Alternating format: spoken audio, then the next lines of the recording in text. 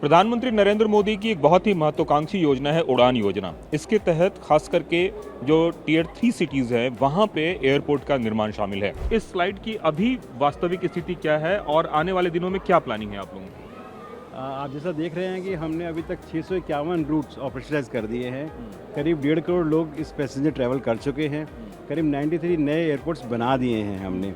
हमारा जो विकास है ये पूरे भारत के अंदर करने वाले हैं हम। पूरी जगह डिस्ट्रीब्यूटेड है, ये हर एक रीजन के अंदर डिस्ट्रीब्यूटेड है। हम बहुत सुदूर इलाके में, जैसे आपने ईटानगर सुना होगा, अरुणाचल प्रदेश के अंदर ईटानगर एयरपोर्ट बनाया हमने। अब वहाँ पे तेजू एयरपोर्ट है, वहाँ पे उसको भी कर रहे हैं। आने वाले दिनों में ऐसी जगहों के बारे में जहां आप सोच भी नहीं सकते हैं, उन जगहों पर हवाई सेवा शुरू होने वाली है और हो भी रही है। प्रधानमंत्री नरेंद्र मोदी की एक बहुत ही महत्वाकांक्षी योजना है उड़ान योजना। इसके तहत खास करके जो टियर 3 सिटीज़ हैं वहाँ पे एयरपोर्ट का निर्माण शामिल है। अब इस योजना की क्या स्थिति है, कितने ऐसे एयरपोर्ट हैं जो बन गए हैं, कितने बनने हैं और उनकी क्या है, इस पूरे मुद्दे पर बात करने के लिए हमारे साथ संदीप झा सर मौजूद हैं। सर, एक बात बताएं कि हम जो ये उड़ान योजना का स्लाइड देख रहे हैं, इस स्लाइड की अभी वास्तविक स्थिति क्या है और आने वाले दिनों में क्या प्लानिंग है आप लोगों की? आप जैसा देख रहे हैं कि हमने अभी तक 651 रूट्स ऑपरेशनलाइज कर दिए हैं। करीब 1.5 करोड़ लोग इस पैसेंजर ट्रैवल कर चुके हैं। करीब 93 नए एयरपोर्ट्स बना दिए हैं हमने।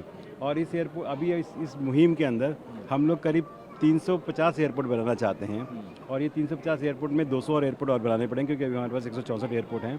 तो 200 एयरपोर्ट बनाने के लिए 2047 का हमारा लक्ष्य है और उस लक्ष्य को हम जल्दी से जल्दी कवर कर लेंगे, क्योंकि ये 8 साल के अंदर हम 93 एयरपोर्ट्स बनाए हैं। तो आगे भी हम इसी गति से काम करेंगे। अगर हम बिहार की बात करें, बिहार राज्य की बात करें, तो ऑलरेडी बिहार में भी 4 एयरपोर्ट दिख रहे हैं। जैसे कि अगर मैं इस स्लाइड की भी बात करूं, अगर मैं बिहार में जाता हूं तो बिहार में दरभंगा और पूर्णिया भी जो नए बने हैं जी। और कितने एयरपोर्ट इस तरह से पाइपलाइन में हैं? अभी 5 और एयरपोर्ट पाइपलाइन के अंदर हैं बिहार के अंदर, जो अभी बनेंगे और उनके ऊपर स्टडी चल रही है, डीपीआर चल रही है। अभी फिजिबिलिटी रिपोर्ट आएगी और उसके लिए हम स्टेट गवर्नमेंट से रिक्वेस्ट कर रहे हैं कि अगर स्टेट गवर्नमेंट हमें कहती है हमारे एयरपोर्ट बनाने के लिए, तो हम एयरपोर्ट बनाएंगे वहाँ पे। तो मतलब इस तरह से बिहार में आने वाले दिनों में 9 एयरपोर्ट हो जाएंगे, मतलब 4 तो अभी हैं, 5 और बनेंगे। जी बिल्कुल। इसी तरह से अगर हम वेस्ट बंगाल और तमाम तरह की जगहों की बात करें तो वहाँ भी सब जगह देखिए, ये जो हमारा जो विकास है ये पूरे भारत के अंदर करने वाले हैं हम।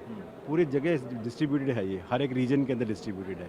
कहीं एक जगह कॉन्सेंट्रेट नहीं कर रहे हम लोग, इसको पूरा डिस्ट्रीब्यूशन करके कर रहे हैं और हर जगह बराबर का ही जगह दे रहे हैं। स्टेट गवर्नमेंट से बात करते हैं हम लोग कि आप हमें बताइए कि कहाँ एयरपोर्ट बनाना है। स्टेट गवर्नमेंट जहाँ इंटरेस्ट दिखाती है वहाँ एयरपोर्ट बनवा देते हैं। सर, एक बात बताएं, जो नए एयरपोर्ट्स बन रहे हैं या बने हैं उसमें किस तरीके का फुटफॉल है और किस तरह की वहाँ पे एयरपोर्ट की लैंडिंग वगैरह है? क्या आप लोगों के आशा के अनुरूप वहाँ पे भीड़ आ रही है? जी बिल्कुल भीड़ आ रही है वहाँ पर। आप देखेंगे लास्ट माइल कनेक्टिविटी के अंदर अभी हमने मुनस्यारी में देख लीजिए, मुनस्यारी में और गौचर के अंदर वहाँ पर हेलीपैड बनाए हैं।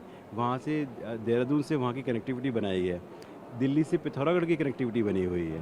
अब देखिए वो फ्लाइट हमेशा फुल जाती है, वहाँ लोगों को चाहिए वहाँ के लिए, और लोग इतने खुश हैं वहाँ के कि हमें वहाँ जहाँ 10-10 घंटे 11-11 घंटे उनको बाय रोड पहुँचने में लगते थे, अब वो 40 मिनट में पहुँच जाते हैं। तो इससे हमें भी खुशी मिलती है कि हम लोगों के लिए कुछ काम कर पाएँ और लोगों के लिए, उस देश के लिए, उस प्रदेश के लिए भी उस स्थान में। सुदूर इलाकों की अगर बात करें तो नॉर्थ ईस्ट की बात करें तो गुवाहाटी के अलावा कोई बहुत बड़ा वहाँ पे एयरपोर्ट नहीं है। हालांकि कुछ राजधानियों में नॉर्थ ईस्ट के छोटे छोटे एयरपोर्ट्स हैं। तो क्या वहाँ के भी लोकल शहरों को कनेक्ट करने के लिए आप लोगों ने कुछ योजना वगैरह बनाई है? जी बिल्कुल। शिलोंग एयरपोर्ट जो बना था हमारा, वो इसी के अंतर्गत बना था। अब तूरा एयरपोर्ट बना रहे हैं हम लोग, तो हेलीपोर्ट बन रहा है वहाँ पे। हम बहुत सुदूर इलाके में, जैसे आपने ईटानगर सुना होगा, अरुणाचल प्रदेश के अंदर ईटानगर एयरपोर्ट बनाया हमने। अब वहाँ पे तेजू एयरपोर्ट है, वहाँ पे उसको भी कर रहे हैं। और जहाँ पे ज़ीरो है वहाँ पे उसके लिए भी काम चल रहा है। तो सब जगह की एयरपोर्ट से जो है स्टेट गवर्नमेंट हमें जैसे बताती है हम उसके अनुरूप कार्य करते हैं उसमें।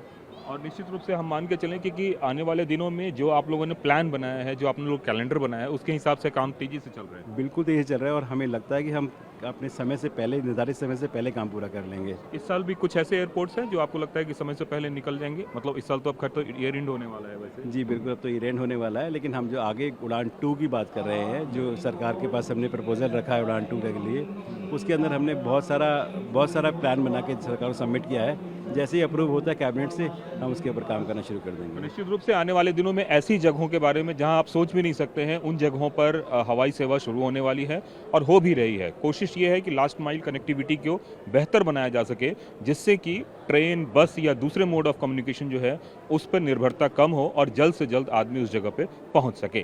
कैमरामैन अमित के साथ कुमार कुंदन, TV9 भारतवर्ष, दिल्ली।